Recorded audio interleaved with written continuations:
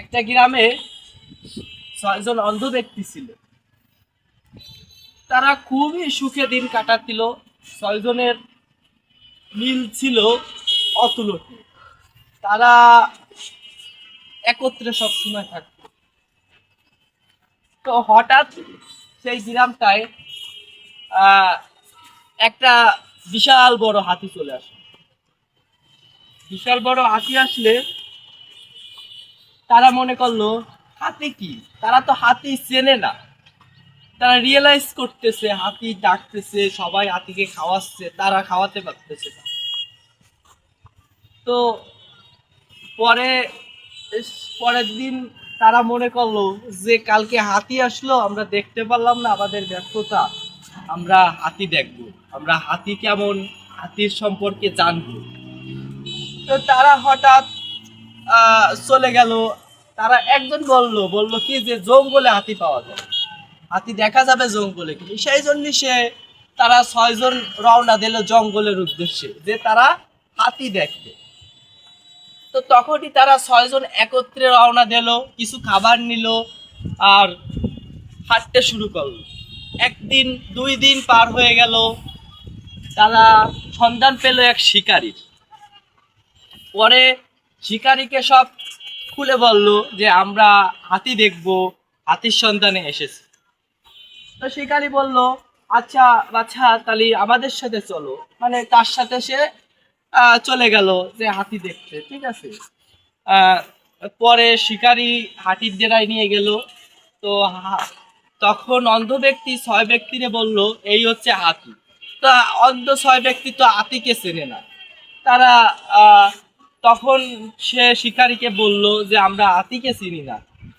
তো শিকারী বলল একজন করে যাও, তুমি এতে কিরা কি কেমন মনে করো হ্যাঁ হাতিকে, সেটা জানাও। পরে প্রথম ব্যক্তি গেল।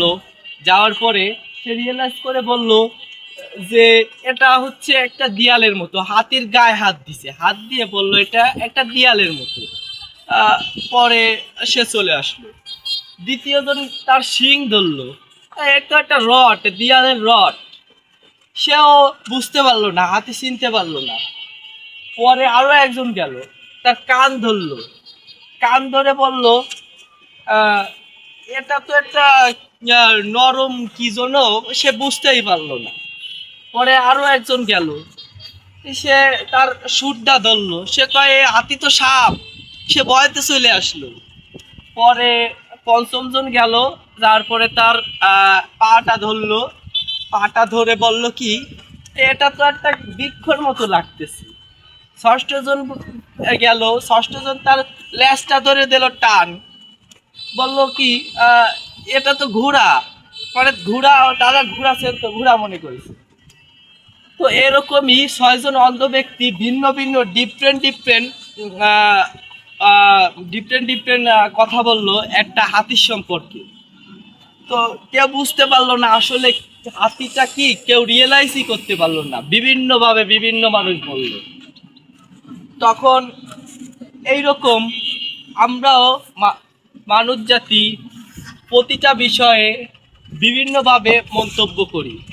একটা বিষয়ে এমনভাবে মন্তব্য করি, আরও একজন আরেকভাবে মন্তব্য করে। এই জন্যই মানুষ, প্রত্যেকটা মানুষই আলাদা। তো অন্ধ ব্যক্তিদের মতো আমরাও অন্ধ হয়ে আছি।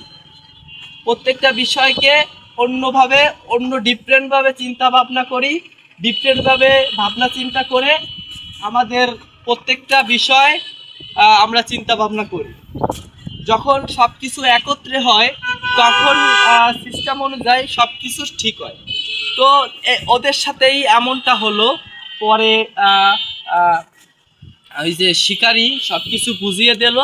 পরে যে এই হাতি বিভিন্ন কাণ্ড দিয়ে এই হাতির তৈরি, আপনারা বুঝতে পারেন নাই, তখন তাদের বুঝতে পারলো, তারা হাতি কি বুঝতে পারলো। ধন্যবাদ সকলকে।